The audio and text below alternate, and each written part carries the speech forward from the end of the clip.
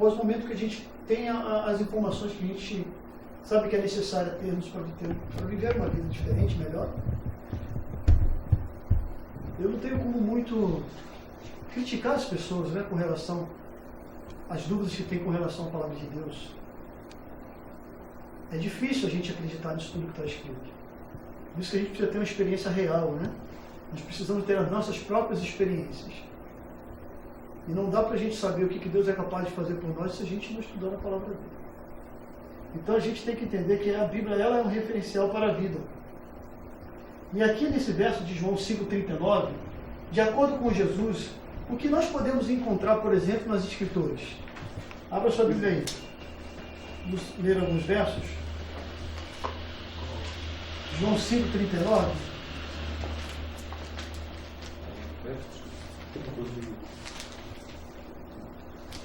João 5,39. Na verdade, nós estamos tendo realmente um estudo bíblico. E vamos usar bem versos aqui, bastante versos. Talvez não todo aquele que está no nosso guia de estudo. E você deve levar o guia de estudo para casa, tá bom? Você pode levar o guia de estudo para casa. É seu, né? É seu. Trago para as próximas reuniões. E vocês já podem até ir respondendo as perguntas para a próxima lição, para que a gente aqui possa, quem sabe, tirar mais dúvidas, né, de vocês com relação ao tema que vocês estudaram durante a semana. Qualquer coisa assim, que talvez não fique muito claro no guia de estudos, ou que você acha meio estranho, anota mesmo no guia de estudos e na próxima semana traga para a gente. Perfeito. Responder na hora talvez seja um pouquinho difícil para nós, mas vamos buscar a resposta de forma a poder até nós mesmos aprender um pouco mais. Ok. Agora aqui então, de acordo com o tema, o apóstolo João diz que de acordo com Jesus, o que podemos encontrar nas Escrituras? João 5,39. Examinais as Escrituras, porque julgais ter nelas a vida eterna, e são elas mesmas que testificam de mim. Então, ao estudarmos a palavra de Deus, o que nós encontramos nela? A vida eterna. E ele fala que elas testificam de quem? De Jesus. Então elas falam a palavra, a Escritura fala de quem? Ela fala de Jesus. O que Jesus fez por nós? O que Ele é capaz de fazer hoje por nós? E o que Ele quer nos proporcionar daqui a alguns dias. Então, as Escrituras testificam de Deus e elas falam da eternidade. Ok? E é isso que a gente encontra na Escritura, conforme o apóstolo João nos deixa aqui escrito. Agora, que severa repreensão fez Jesus aos líderes religiosos do seu tempo? Vai em Mateus capítulo 22, 29.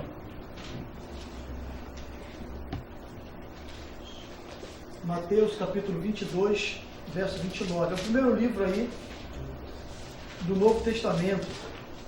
Mateus 22, 29.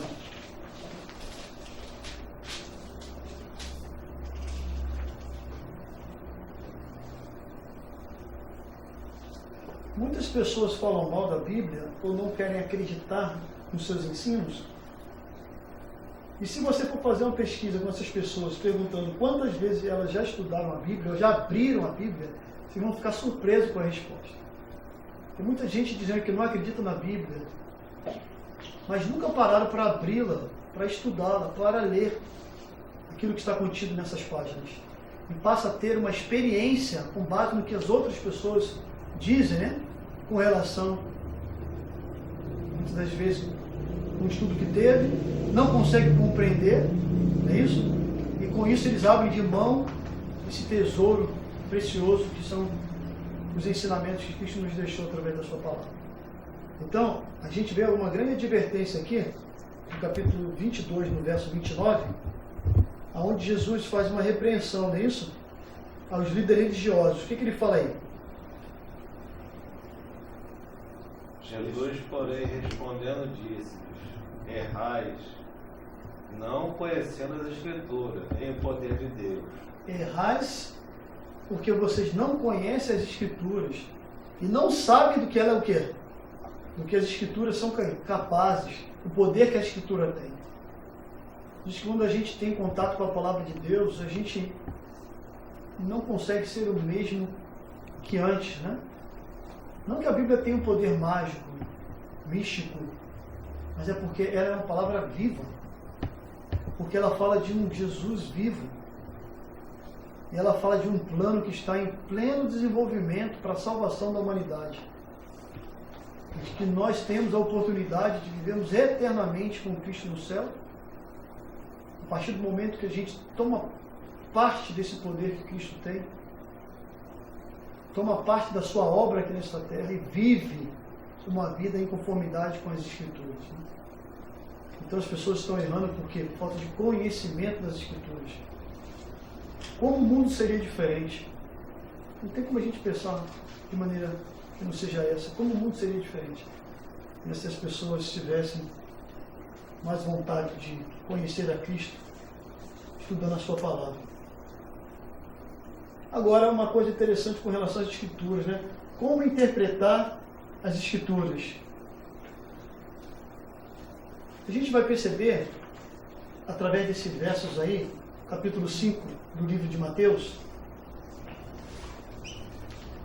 capítulo 5, verso 17, tem uma coisa bem interessante. Talvez vocês já tenham se deparado com pessoas que aboliram completamente da sua vida todo o Velho Testamento. Nem abrem, certo? Andam aí debaixo do braço só com a Bíblia do Novo Testamento. Ignoram todo o Velho Testamento. Mas esse texto aqui nos confirma uma coisa muito interessante. Abre lá, capítulo 5, verso 17. Qual era a postura de Cristo com relação ao Velho Testamento? Encontraram aí? No capítulo 5, verso 17? O que fala? Você que encontrou aí. Não cuideis que vim destruir a lei ou os profetas. Não vim abrogar, mas cumprir. Ok. Qual era a Bíblia de Jesus Cristo no seu tempo, quando ele esteve aqui nesta terra? O Novo Testamento já havia sido escrito? Não. Não, com certeza. Convicção. Sim. Então qual era o livro? Qual era a reunião de livros que Cristo utilizou, muitas das vezes citou no tempo que ele viveu aqui nesta terra? Eram os livros do Novo, livros do Velho? Qual eram os livros? Pentateuco do Velho, né? Do Velho Testamento. Jesus aqui diz, através da leitura que nós fizemos, ele diz que não penseis que eu venho revogar o quê? A lei. E quando ele fala lei, é isso mesmo, Miguel. Ele fala aqui do Pentateuco. Eram os livros da lei. Os 5 primeiros livros da Bíblia, né? Você vai de Gênesis até o livro de Deuteronômio, certo? Esse era a lei. E os profetas, que são aqueles que escreveram a outra parte do Velho Testamento. Entenderam? Então, qual era a Bíblia que Jesus se utilizava quando esteve aqui? Quando ele citava as palavras da Escritura para alguém, ou em alguns momentos que eles estavam sendo confrontados, né? Seja com os escribas, com os fariseus, até mesmo com relação àquele incidente que teve no deserto, né? Quando ele foi levado pelo Espírito para ser tentado, né? O que Cristo falava? Quais eram os textos que ele utilizava? Era o Velho Testamento. Ele usava o que tinha, porque o que escreveram sobre ele só escreveram depois que ele morreu. É verdade, Romário. É isso Como mesmo. ele ia ler sobre O ele? Novo Testamento só foi escrito décadas depois da morte de Jesus.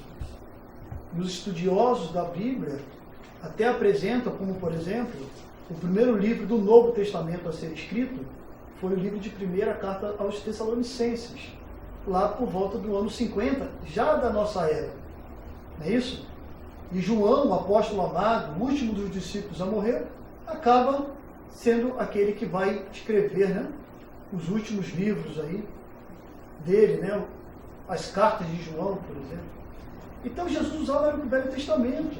Como que pode as pessoas abolirem o Velho Testamento? Já pararam para pensar? Será que tem um motivo por trás de uma decisão dessa, sem embasamento nenhum? Que não podemos dizer foi porque Cristo não utilizava o Velho Testamento já na sua época. Isso não é verdade? Porque era a Bíblia que ele tinha disponível no seu tempo? Por que será então? É porque Você nunca as pararam para pessoas perguntar? interpretam de forma errada. Porque quando ele falou que não vim revogar, vim cumprir, Aí tem que estudar essa palavra. Né? Cumprir não significa que ele acabou. Vinha acabar. Ele veio assim, ele vem mostrar como deve ser feito, é isso? Como deve ser cumprido. Ele vem ensinar. Certo? Eu imaginei que as pessoas estavam interpretando de uma forma errada e ele veio para esclarecer de uma outra. Sim, é isso aí. Mostrar que a Bíblia, os ensinamentos, eles são leves. Nós que tornamos ele coisas muito pesadas, né? Seguir a Cristo não é fácil. A gente sabe que a gente precisa fazer muitas renúncias, né? Abandonar muitas coisas. Mas nós não estamos sozinhos nessa trajetória, certo? Jamais estamos sozinhos, jamais estaremos sozinhos. Então a gente precisa dar usar todo esse conteúdo que é a palavra de Deus, desde o livro de Gênesis, o primeiro na nossa reunião aí no Canon, até o último livro que é o livro de Apocalipse. Nós devemos absorver todas as informações de todos esses livros. E vocês vão perceber que esses livros eles vão se completando um ao outro, né? A Bíblia, a gente sabe que inspirou a palavra de Deus foi o quê? Foi o mesmo Espírito, não é isso? Foi o mesmo Espírito que capacitou aqueles autores, né, a escreverem a palavra de Deus. Em épocas diferentes, né? Alguns viveram antes de Cristo, outros viveram depois de Cristo, alguns tiveram contato direto com Cristo, outros foram atrás de testemunhas oculares para que pudessem o quê? Narrar, escrever os feitos, os ensinamentos, pudesse apresentar o Evangelho de Cristo, o caminho que era Cristo para as pessoas. Então, queridos, se alguém chegar perto de vocês para sustentar a sua fé, de que devemos só dar crédito para o Novo Testamento, precisamos, com todo carinho e amor, ajudar essas pessoas a compreenderem que elas estão o quê? Elas estão enganadas.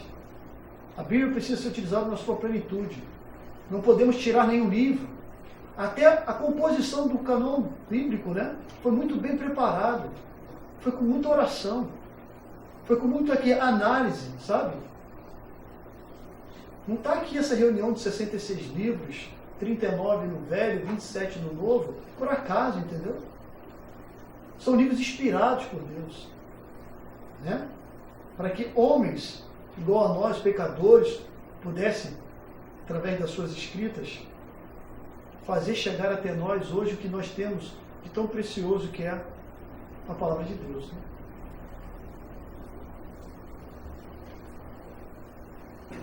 E outra coisa aqui no verso 7:12, no capítulo 7:12 do livro de Mateus, diz lá: tudo quanto, pois, quereis que os homens vos façam, assim fazer a vós também a eles, porque esta é a lei e esta é os profetas. Vocês já pararam para analisar que a Bíblia está cheia de normas de conduta, né? De conduta com Deus e com o ser humano. E que nós precisamos estar bem com Deus, primeiramente. Isso vai se refletir de nós estarmos bem com quem? Com as pessoas, né? Então a Bíblia, toda ela tem muita utilidade, toda ela, muita utilidade. Por isso que a gente não pode descartar nenhuma página da palavra de Deus, nem mudar nenhum tiro da palavra de Deus. Não temos esse direito, entendeu? Fala, Juninho. Esse verso de Mateus 7:12 ele é muito interessante, porque tem muitas pessoas que falam que não leem o Velho Testamento, porque o Velho Testamento é muito sangrento, que tem um Deus malvado que só quer destruir as pessoas e está pronto para castigar. Mas se perceba aí que Cristo, baseando-se no Velho Testamento, na lei e nos profetas, ele diz o seguinte: tudo quanto, pois, quereis que os homens vos façam, assim fazei o vós também a eles. Perceba o amor e o carinho que tem nesse ensinamento que Cristo extraiu como um supra-sumo da lei dos profetas. Ou seja, será que Cristo leu aqui no Velho Testamento algo só mal, só violento e conseguiu extrair uma coisa tão bela assim? Ou será que aqui no Velho Testamento tem uma mensagem de amor tão grandioso que a gente precisa se aprofundar um pouco mais para descobrir? A gente vai perceber que a Bíblia, como eu falei um pouco tempo atrás, sobre essa regra de conduta que a Bíblia acaba nos impulsionando a seguir, não é isso? E aí, a verdade aqui é um conselho, né? A gente não pode deixar de cumprir, né, isso, aquilo que a palavra está, porque Deus é muito sábio para errar. Né? E nós temos que buscar o caminho certo. E só vamos conhecer qual é o caminho certo através do quê? Do contato com os ensinos de Jesus. Saber o que ele fez, como que ele se comportava, por ser Deus. Passava quanto tempo em oração? Vocês já pararam para pensar? Quanto tempo Deus passava em oração? O Filho de Deus sentia necessidade de orar, de conversar com o Pai, de chorar, de pedir para se afastar, se for possível, algumas coisas para que não desse passar. Se o Filho de Deus tinha essa necessidade, imagine eu e você, pobres mortais pecadores que somos. Nós precisamos, ao extrair os ensinamentos da palavra, seguir os passos do Mestre, né? Seguir a vontade de Deus, e seremos pessoas bem mais felizes. A origem divina das Escrituras. Lá na carta de Pedro, 2 Pedro 1:21, quem levou os profetas a escrever o livro sagrado?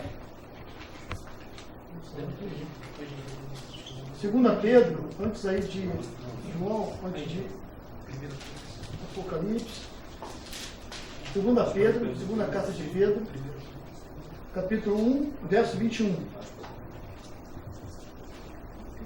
Quem levou os profetas a escrever o livro sagrado?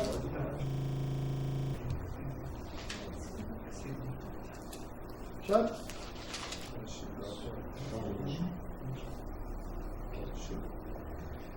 É segundo? Segunda carta de Pedro, 2 Pedro, capítulo número 1, o verso é o número 21. Quem levou os profetas a escrever o livro sagrado?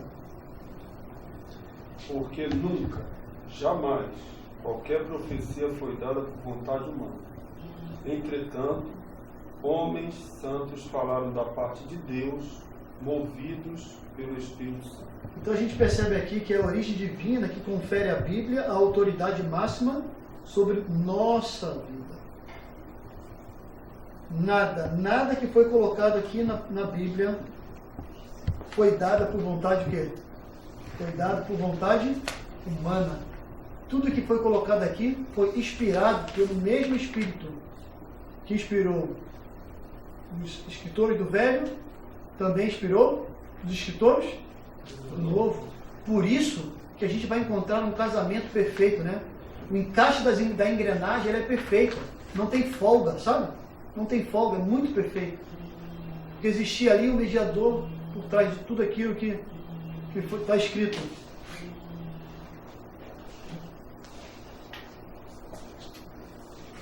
Por trás de tudo isso que foi escrito, né? Vamos avançar um pouquinho, que a hora já também está avançada. Nós já falamos aqui, né, que a Bíblia foi inspirada por cerca de 40 profetas que escreveram o livro. E toda essa reunião do livro, né, da Bíblia, desde o Velho Testamento e o Novo Testamento, levou em torno de 1500 anos, né, para isso tudo ser reunido. É o cânon bíblico, não é isso? Possivelmente no 2º século, depois de alguns estudiosos, né,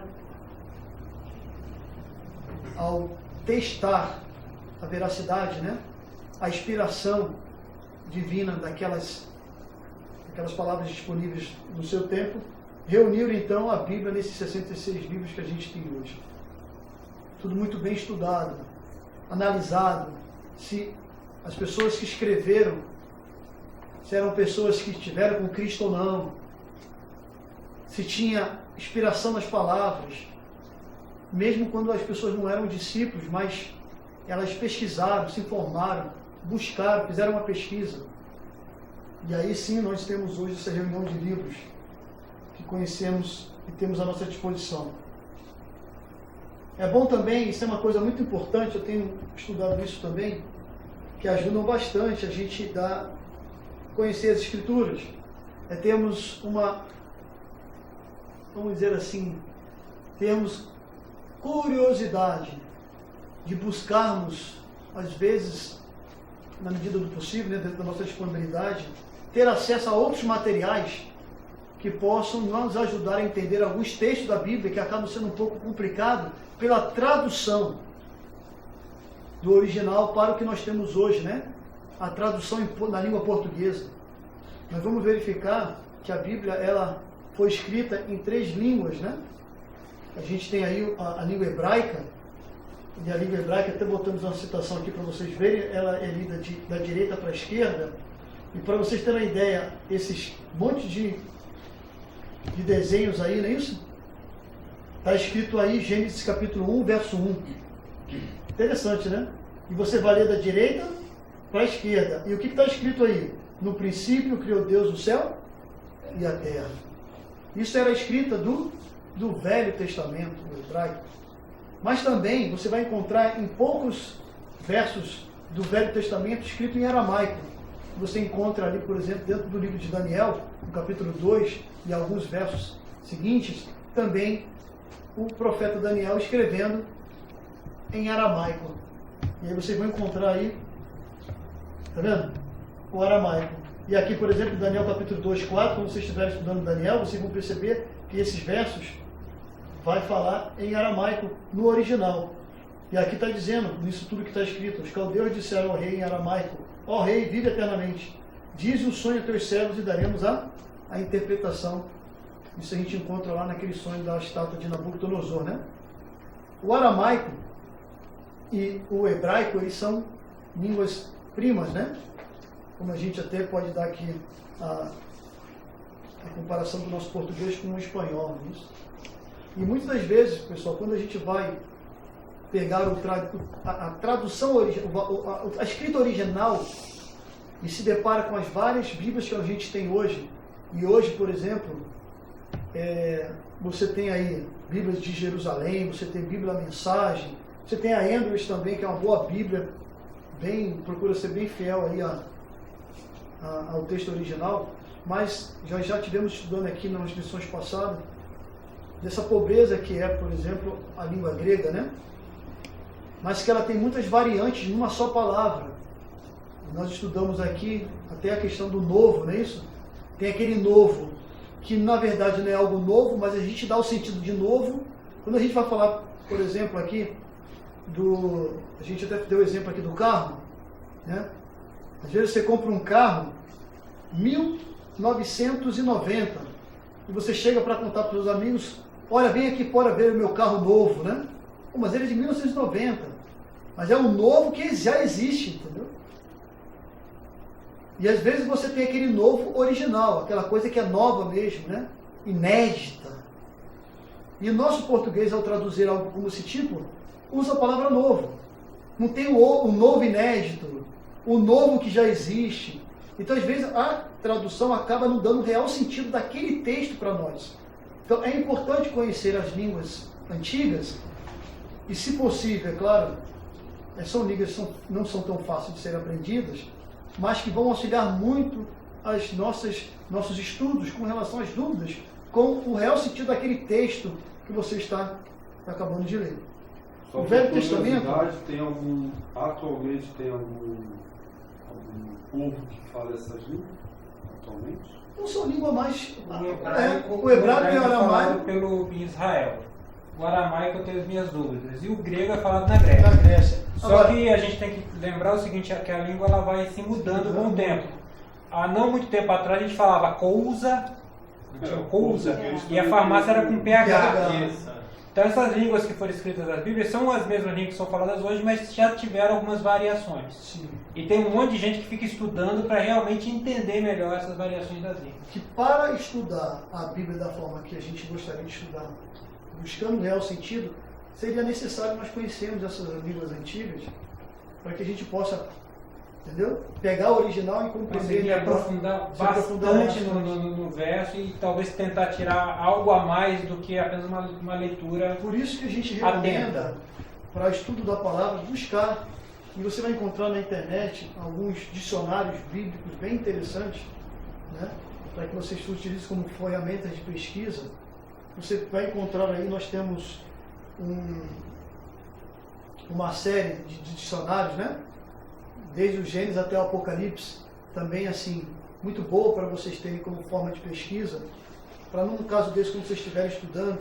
E essa Bíblia aqui, por exemplo, essa Bíblia Andrews, ela tem uma nota de rodapé em todas as páginas, que trazem assim algumas interpretações daquele texto que a gente está estudando.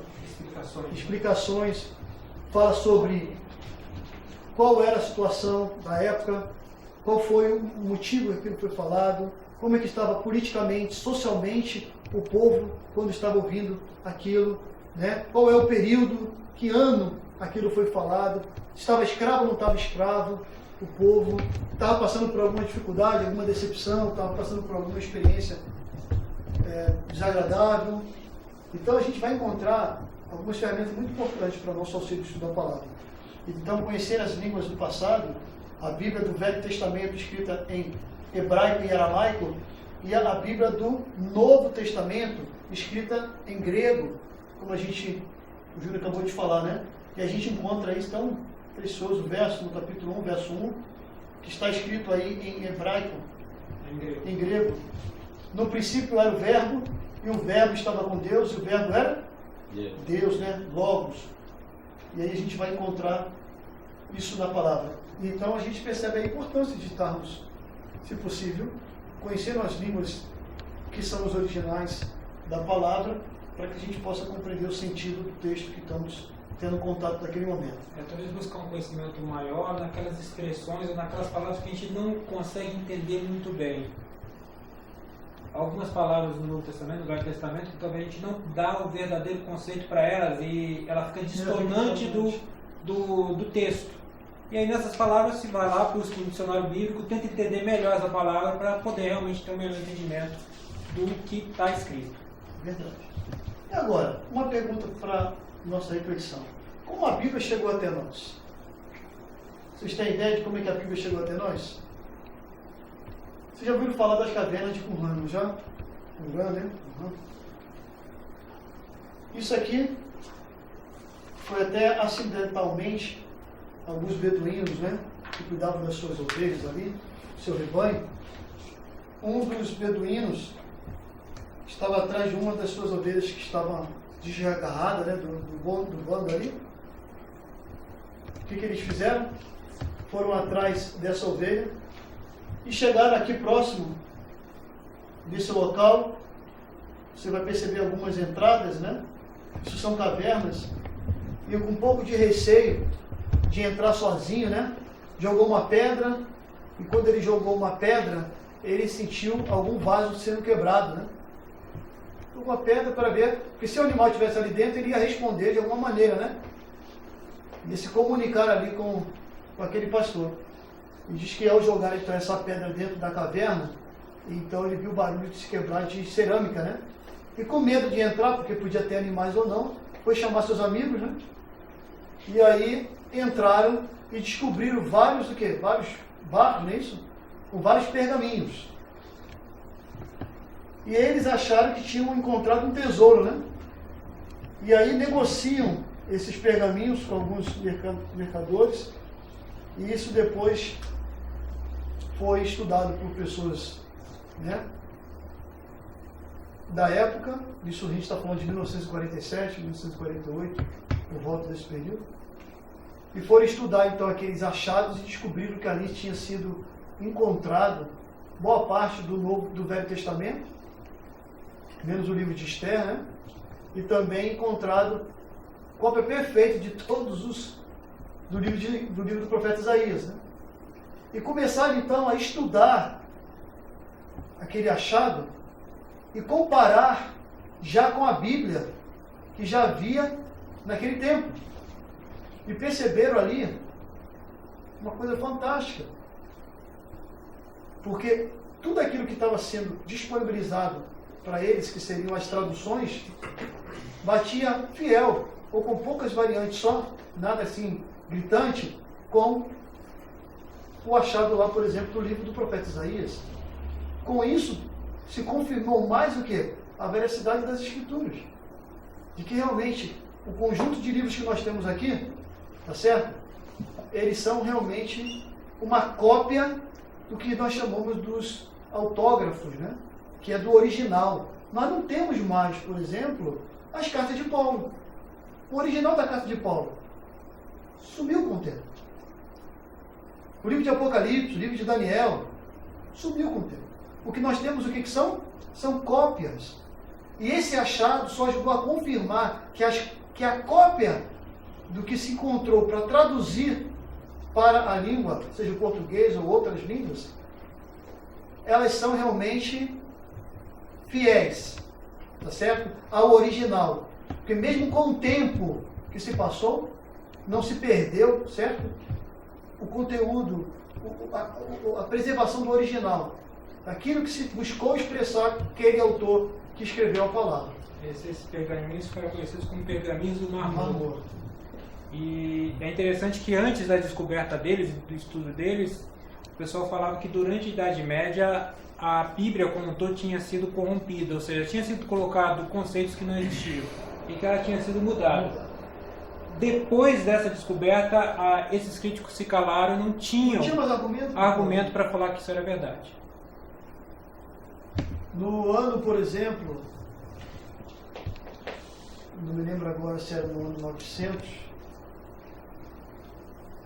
mas os achados, né, anteriores a essa grande descoberta do Mar Morto, como o Júnior falou, né, chegava a ser questionada muito, mas quando foram encontrados os pergaminhos do Mar Morto, né, realmente colocou por terra tudo aquilo que se busca, e até hoje se busca, né, desacreditar a palavra de Deus, né?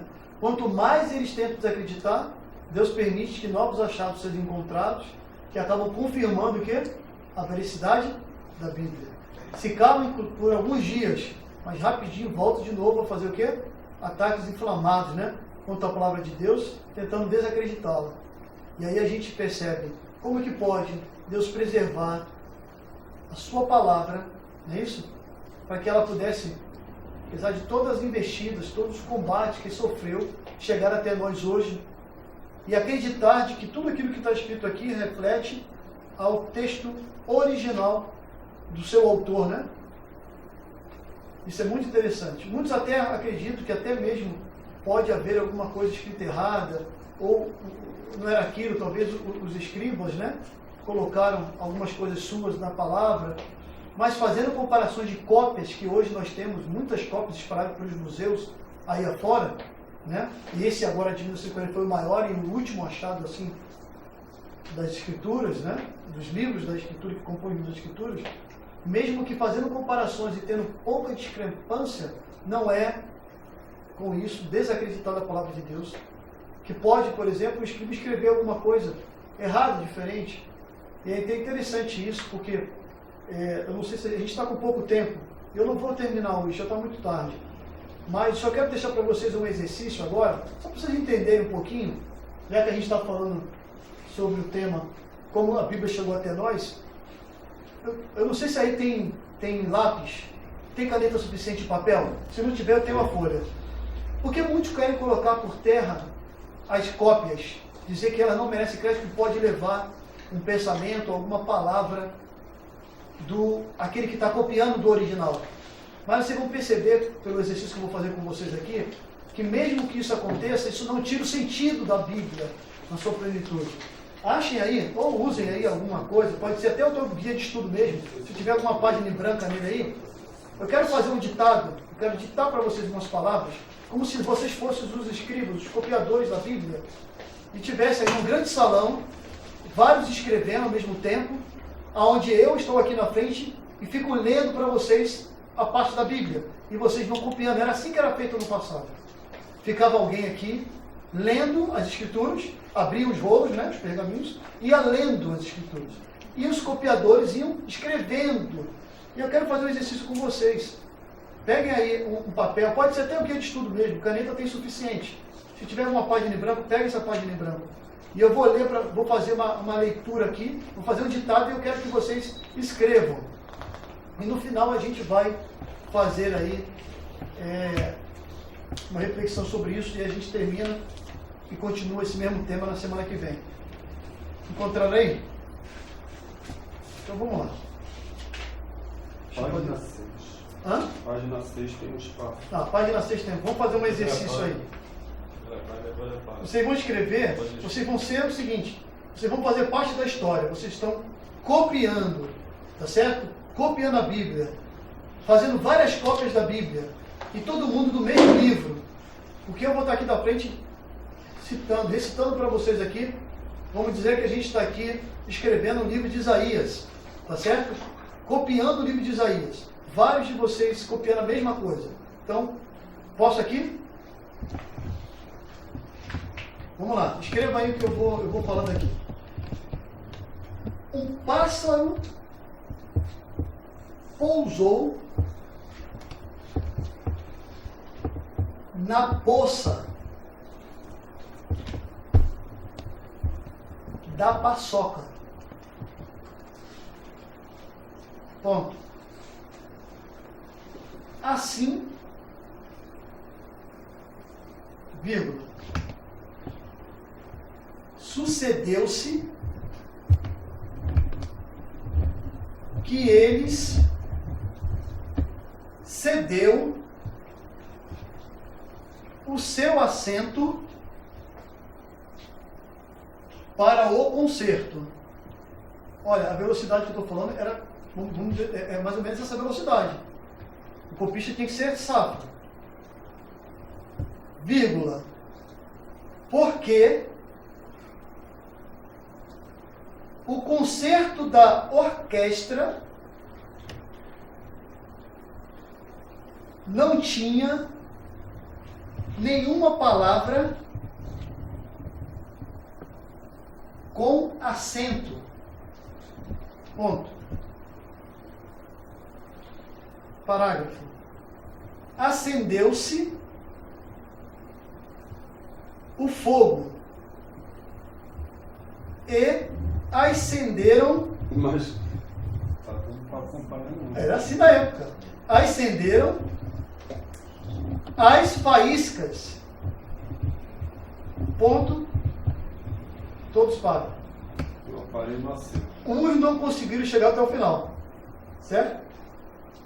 Outros conseguiram até o final. Mas vamos ver uma coisa agora. Vou ler de novo, tá? Vou ler de novo. Um pássaro pousou na poça. Vocês escreveram com C cedilha, 2 S's. Como é que vocês escreveram? C cedilha. Todo mundo escreveu com C cedilha? Excelente. Assim, sucedeu-se que eles cedeu. Com C? Com C. Todos escreveram igual? Sim. Beleza. O seu assento. Com 2 S. Alguém escreveu sem 2 S? Fica tranquilo, isso aí. Não, dois é. Aqui é 2 acento. S. Todos escreveram com 2 S? Sim. Palavra com acento? Chegou o seu assento. Você escreveu como assento? Isso é a última frase? Não, Não. eu vou falar o seguinte, ó. Sucedeu-se que eles cedeu, todos falaram que escreveram aí com o quê? Com C, o seu assento. Alguém escreveu assento aqui diferente de 2 S? Cedeu para o concerto? Esse copista aqui Mário, já copiou a Bíblia. Olha, depender Essa da cobra Bíblia. desse homem aqui já está toda ferrada. Perdida. Cedeu que ele cedeu para o concerto. Entendeu? Sucedeu, Já perdeu uma já palavra. perdeu a palavra, já perdeu a palavra. O seu assento para o... Esse concerto aqui, vocês escreveram o concerto. Eu botei S. Botou S. Alguém botou diferente? Eu botei C. Eu botei Concerto de orquestra, né? concerto. De orquestra com C. Então, mas o sentido da palavra aqui é com S. Então a gente tem ali uma copista que botou com C.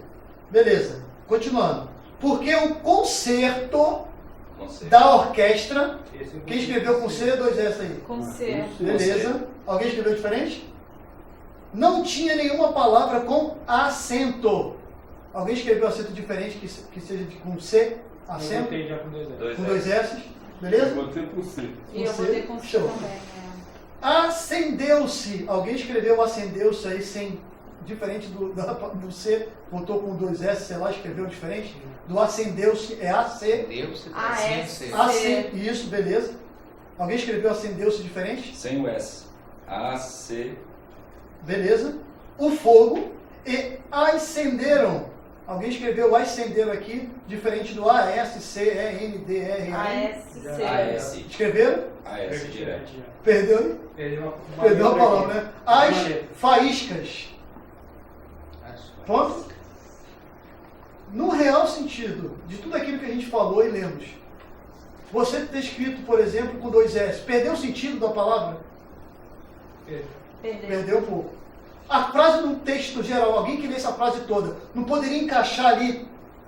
Olha, ela escreveu aqui com 2 S, mas pelo sentido da palavra tem que ser um C. Não foi o que a gente falou do concerto? Porque a gente olhou todo o texto e percebeu que encaixava ali o concerto com S, e não o concerto com C. Era assim que a Bíblia chegava a ser copiada. E era lido muito rápido as coisas. Poderia um escriba comer uma palavra, poderia um escrever com S, em vez de ser 2 S's, mas você pega do primeiro até o final o sentido, você consegue extrair ali o sentido. Então muitos dizem, mas a Bíblia foi copiada. Quem me garante que o cara colocou uma palavra dele ali, né? E mudou o sentido original ali da palavra? Esses achados ajudam simplesmente a confirmar de que toda aquela tese, teoria levantada, é colocada por terra.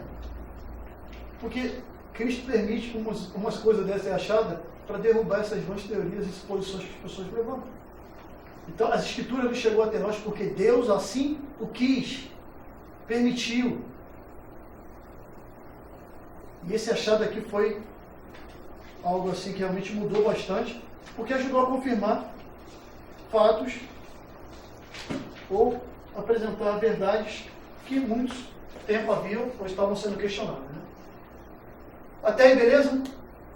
Na semana que vem a gente continua. continua. A brincadeira que eu pensei que fosse para o objetivo, né? Eu pensei que fosse para não estar em casa, acabei gravando. Tranquilo, só para poder fazer uma brincadeira. Eu gostei, com mesmo assim gostei. Para ver como é que as coisas eram escritas na época, né? E muitas cópias, hoje a gente vai encontrar muitas cópias da Bíblia, não mais os originais, né? Como eu falei, os autógrafos, os originais. Mas vamos encontrar muitas cópias. E mesmo que tenha uma diferença de coisa para o outro, no sentido real do texto da palavra ali, né, da mensagem, ela não vai perder o sentido. Ok? Que Deus nos ajude nessa primeira etapa a continuar acreditando na palavra de Deus, que é a Bíblia. E continuar estudando ela, conhecê-la. Né, e conhecereis a verdade e ela vai nos libertar, né, de todo mal. Então semana que vem a gente está aqui de novo para estudar um pouco mais a palavra e buscarmos aí a gente concluir esse tema. Tá certo? A gente não tem só 1 hora como o Novo Tempo tem, né? A gente tem mais tempo aí para estudar. Então na semana que vem a gente volta a esse assunto novamente. Até aqui ficou alguma dúvida? Ficou alguma coisa? Alguém quer contribuir com alguma coisa a mais? É. Eu sei que vocês acreditam na palavra de Deus, né? Então foi pessoas aqui que acreditam na palavra. Mas talvez em casa as pessoas que vão assistir o vídeo questionem a palavra de Deus. Então, olha, dedique tempo ao estudo. Confie em você mesmo, né? A veracidade da palavra. Você vai ver que isso aí realmente é a palavra inspirada por Deus. Escrita por homens, mas totalmente inspirada por Deus. Desde a primeira palavra, lá de Gênesis, até a última palavra do livro de Apocalipse. Que Deus nos ajude, então, cada vez mais a buscá-lo e conhecê-lo e se apaixonar por ele através dos seus ensinamentos. Amém? Vamos orar? Está de pé?